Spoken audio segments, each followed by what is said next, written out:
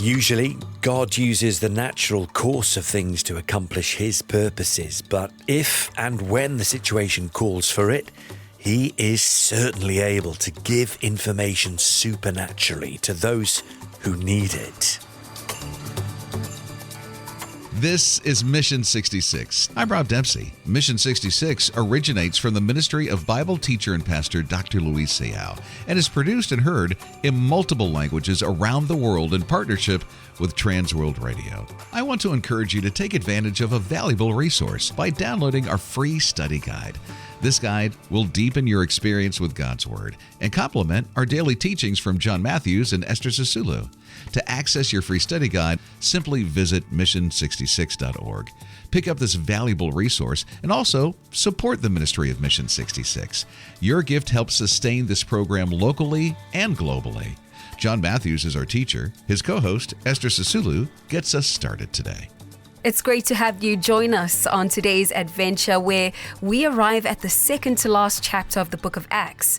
And here we'll find the Apostle Paul's missionary crew on their way to Rome to appeal a false charge made against him in Jerusalem by the Jewish leadership. Now, they will be in peril for their lives and they'll be in the middle of a terrible storm at sea.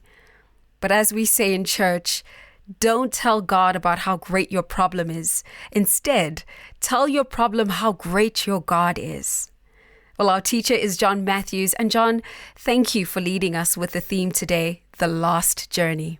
Esther, as always, my pleasure. Great to be with you all for this latest episode of Mission 66. And you're right, Esther, we've been going through the book of Acts, which is an historical account of the early church written by the historian who's a doctor. That's Luke, the same guy who has written the Gospel of Luke. And Acts is the only outright historical book of the New Testament. And Paul the Apostle, sent to the Gentile world, was imprisoned in Caesarea from the year 57 to the year 59. And when he realizes that his accusers want to have him transferred back to Jerusalem to try to kill him in some way, well, Paul then uses his rights as a Roman citizen to appeal to Caesar, that is, to have his case judged in Rome according to Roman law. And so Paul's trip to Rome is the last journey told about in this book of Acts. So let's read.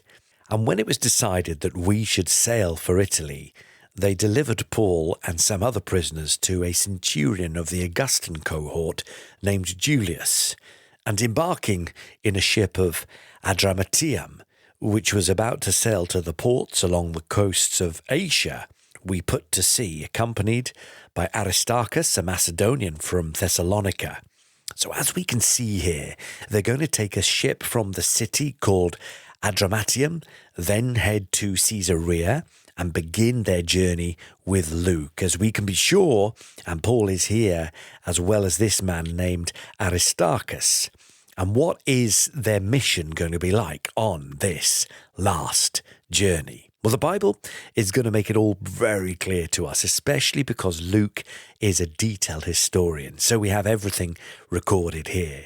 And verse 3 says, the next day we put in, that is, dropped anchor at Sidon, which was located in ancient Phoenicia, where we could find the famous cities of Tyre and Sidon that were very well known in that region, which is known in modern-day geography as Lebanon. And Julius treated Paul kindly and gave him leave to go to his friends and be cared for. And putting out to sea from there, we sailed under the lee of Cyprus. Now, the word lee, it's a nautical term meaning the side of an island that's protected from the wind. And it says that the reason they did that was because the winds were against us. And when we had sailed across the open sea along the coast of Cilicia and Pamphylia, we came to Myra in Lycia. If you could picture this map, you'd see that this journey first took them north to the region close to Asia Minor, where Paul began his first missionary journey. That's modern-day Turkey. And then they're going to change ships.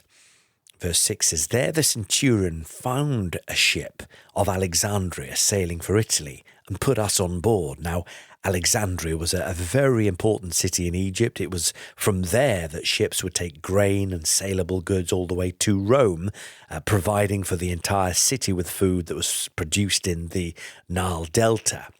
And verse 7 says this: "We sailed slowly for a number of days and arrived with difficulty off Cnidus, and as the wind did not allow us to go farther, we sailed under the lee of Crete of Salmon. Coasting along it with difficulty, we came to a place called Fair Havens, near which was the city of Lasea." And now they're going to be facing increasingly poor weather. Since much time had passed, and the voyage was now dangerous because even the fast was already over, in other words, nearing the time of year when the weather turns sour, Paul advised them, saying, "Sirs, I perceive that the voyage will be with injury and much loss, not only of cargo and ship, but also of our lives." But the centurion paid more attention to the pilot and to the owner of the ship than to what Paul said. And because the harbour was not suitable to spend the winter in, the majority decided to put out to sea from there on the chance that somehow they could reach Phoenix, a harbour of Crete, facing both southwest and northwest, and spend the winter there. Now, when the south wind blew gently, supposing that they had obtained their purpose, they weighed anchor and sailed along Crete close to the shore. But soon a tempestuous wind called the northeaster struck down from the land, and when the ship was caught and could not face the wind, we gave way to it and were driven along. Running under the lee of a small island called Cauda, we managed with difficulty to secure the ship's boat. After hoisting it up, they used supports to undergird the ship. Then, fearing that they would run aground on the Syrtes, they lowered the gear, and thus they were driven along. Since we were violently storm-tossed, they began the next day to jettison the cargo, and on the third day they threw the ship's tackle overboard with their own hands. When neither sun nor stars appeared for many days, and no small tempest lay on us, all hope of our being saved was at last abandoned. You see, they thought that was it, that they were done for.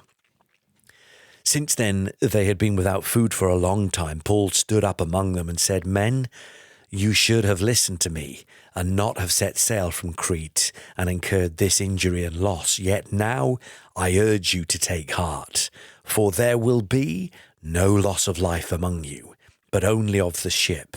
For this very night there stood before me an angel of the God to whom I belong and whom I worship. And he said, 'Do not be afraid, Paul. You must stand before Caesar. And behold, God has granted you all those who sail with you. So take heart, men, for I have faith in God that it will be exactly as I have been told. But we must run aground on some island.'" And isn't it interesting that God reveals how he's still in control of what seems an out-of-control situation, even in the midst of a lengthy storm, and assures Paul that he will make it to Rome, and that God is not only going to make sure that happens, but he's also provided for the safety of all who are on board. Verse 27, "When the 14th night had come, as we were being driven across the Adriatic Sea, about midnight, the sailors suspected that they were nearing land. So they took a sounding and found 20 fathoms. A little farther on, they took a sounding again and found 15 fathoms. After fearing that we might run on the rocks, they let down 4 anchors from the stern and prayed for day to come.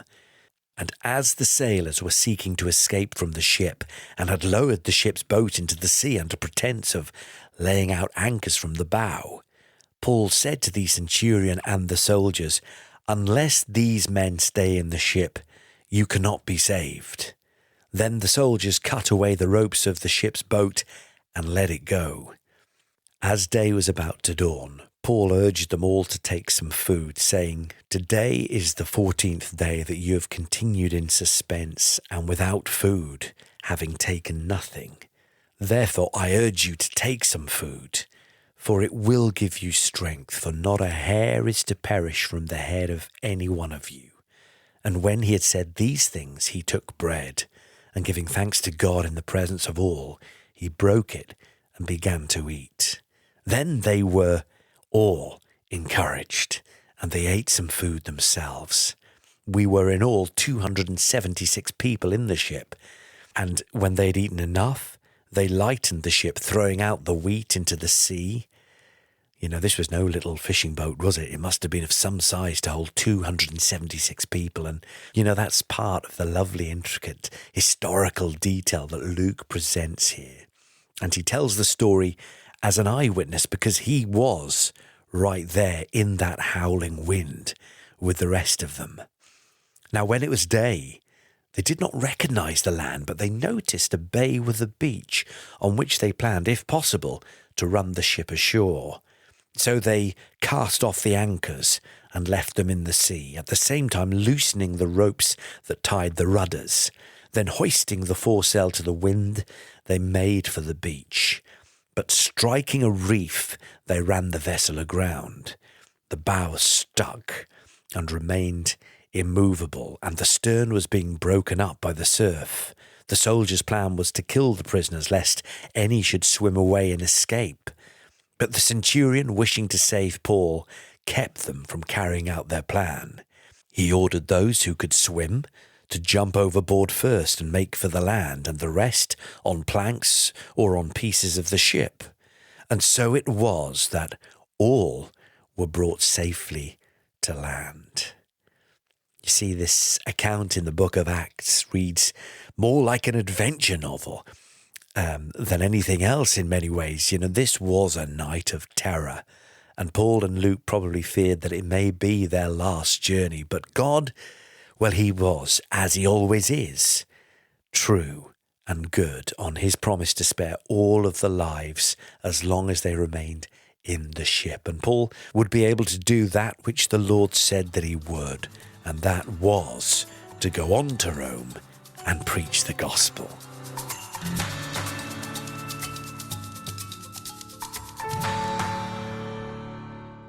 You're listening to Mission 66. This is our daily study into the 66 books of the Bible, one chapter at a time. I'm Esther, and our teacher is John Mathews.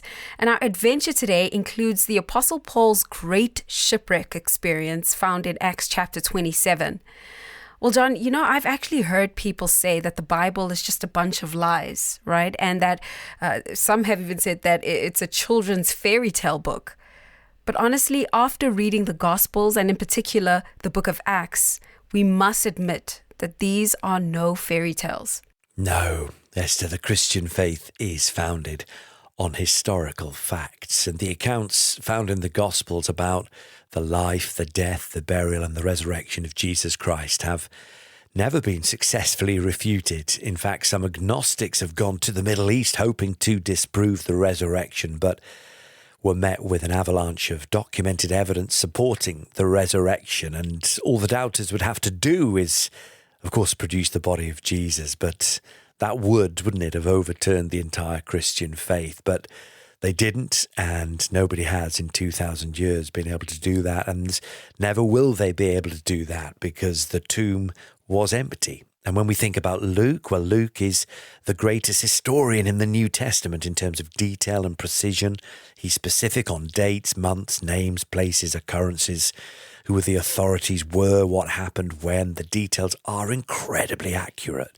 And archaeology, has confirmed many of these details and continues to uncover more proof as time passes by. It was discovered that during the Roman domination of the world, in many ways, there was a strong sea commerce on the Mediterranean, with goods being shipped from ports all over the Mediterranean city, supplying Rome, the capital. Not very long ago, dive expeditions found several sunken ships along the Mediterranean coastline loaded with supplies, denoting that strong commercial activity, and stronger than we used to believe. And that is exactly what we've been talking about in many ways in Acts 27. Well, I'd like for us to look at verse 9, because at the beginning of that journey, it refers to something called the fast. So what was that? Well, the fast is the Day of Atonement, and that's Yom Kippur, the chief of the feast days in the Jewish calendar prescribed in the book of Leviticus, where it says that once a year every Israelite had to appear before the Lord and afflict themselves. Now, this meant not only denying themselves regular food, but also were to make their souls suffer. That is, to take account of their life introspectively and reflect about mistakes, how they could improve, and what God has done. Now, nowadays, Jews all over the world still observe Yom Kippur, which takes place about a week or 8 days after Rosh Hashanah. That's the Feast of Trumpets, which is the Jewish New Year. So by looking at this description in the Bible, Esther, scholars have been able to pinpoint the exact date when Paul's sea cruise took place. So think October of the year 59 AD, according to our calendar. Very specific indeed. I think to myself, why did this ship set sail when it was pretty clear that the weather was going to be bad? Yeah, it's a good question. I suppose there was a choice to be made, wasn't it? Winter is approaching, and along with it comes a cold, typhoon-strength wind that affects the central Mediterranean every year. The place where they were located wasn't suitable for spending the winter months, so they apparently took a vote, and the majority decided to take a chance on getting ahead of the bad weather to Phoenix, which had a protected harbour on Crete, and they lost the bet. The wind, the northeaster wind, comes upon them, so called because it blows from the northeastern direction. And this wind had sunk or driven many a ship on the rocks. And Paul, Luke and the crew must have suffered greatly from the cold wind and the length of this storm. There's that instance in this account where Paul says that an angel had guaranteed him that nobody would lose their lives. And I'm kind of wondering why some people get messages like this. I mean, I've never seen an angel. So how did Paul know exactly that this was not just a figment of his imagination, but in fact it was an angel speaking to him? Yeah, I suppose we could ask, couldn't we, how did the prophets as well know that they had heard from God? Well, they just knew. And let's remember the early church flourished, didn't it? Even without the New Testament having been completed for their benefit by this stage. And the apostles, well, they may have been given special grace in those early days because God was making sure that the church spread and succeeded from the start. And the book of Acts shows a specific plan being carried out, helped along by unseen hands. So God is making sure that Paul was going to make it to Rome because it was part of his plan. And usually God uses the natural course of things to accomplish his purposes, but if and when the situation calls for it, he is certainly able to give information supernaturally to those who need it. And in this case, God sends an angel to encourage Paul, who then encourages the rest of the people on the ship, and divine intervention was manifest in keeping all of them alive in spite of being shipwrecked. And this is the mysterious and incomprehensible way sometimes where God makes things work. He uses human obedience and then intervenes with his own sovereign power when necessary. Something I was thinking about is whether one of them, for instance, had disobeyed and tried to jump ship, what could have happened? I believe that they would have perished whilst those in the ship would have survived.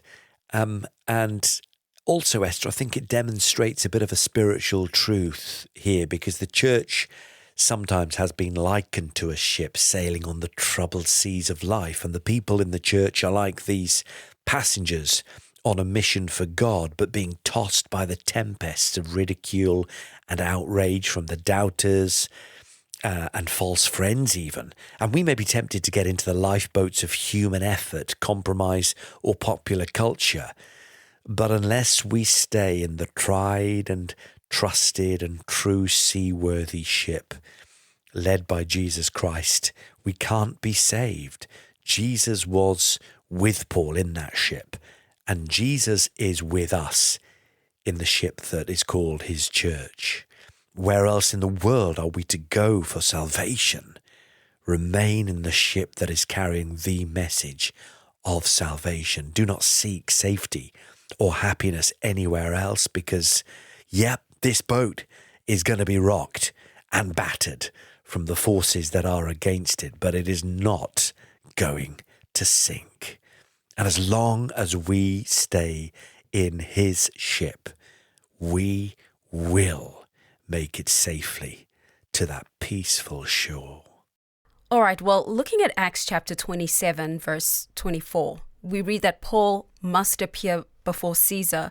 And I suppose that this does feel a little unusual, rather distressing for him. Why do you think that it was necessary that he had to do this? Yeah, tough situation facing Paul, who knows that he's got to stand trial before Caesar. Now, in Acts 27, we learned that the ship in which Paul was a passenger is going through this storm. And the whole scenario appears to be out of control. Paul is facing shipwreck due to this almighty storm. And it seems that all things are going to end badly. We read earlier, didn't we, in the chapter that mistakes were made by men who didn't take the advice of Paul, and that led to them facing shipwreck.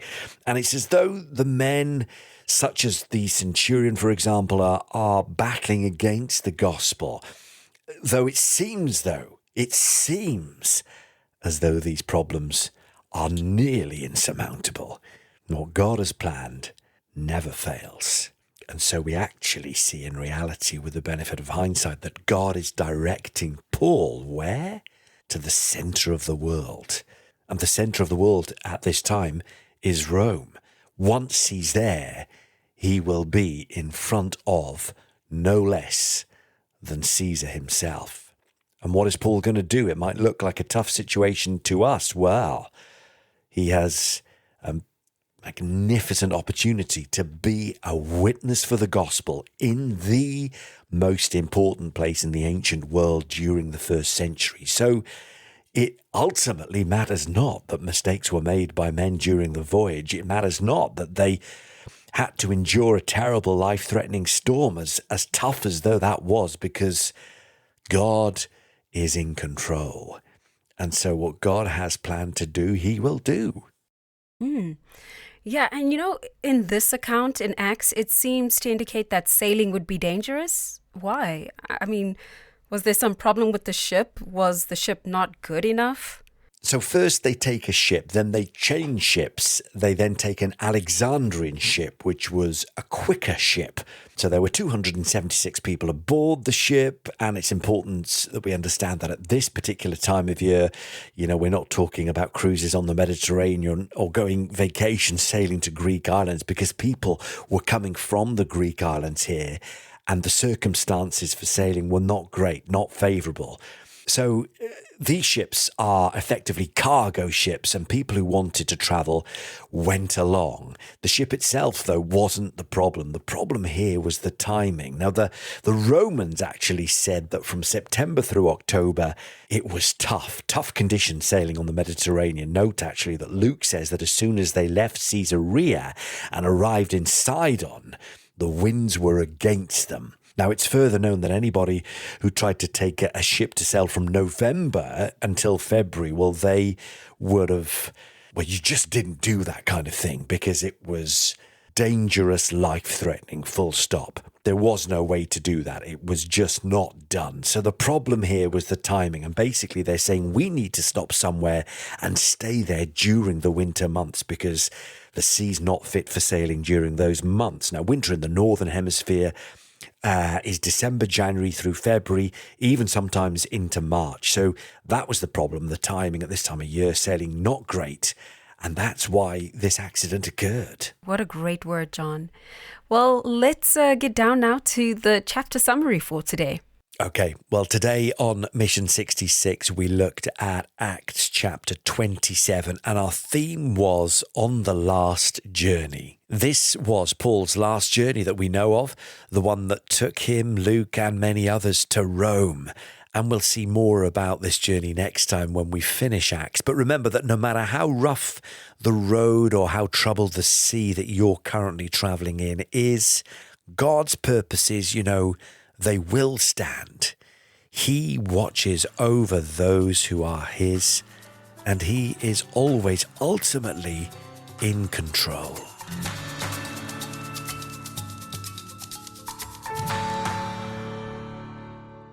Yes, indeed, our dear friend. Don't miss out on our next and final adventure in the book of Acts. It's coming up soon and we're really excited. We'll be with you here, same place, same time. And until then, this is Mission 66. That wraps up today's episode of Mission 66 with John Mathews and Esther Sisulu. Follow their daily teaching by downloading your free study guide at mission66.org. Go deeper into God's Word and discover how each day's teaching can apply to your life.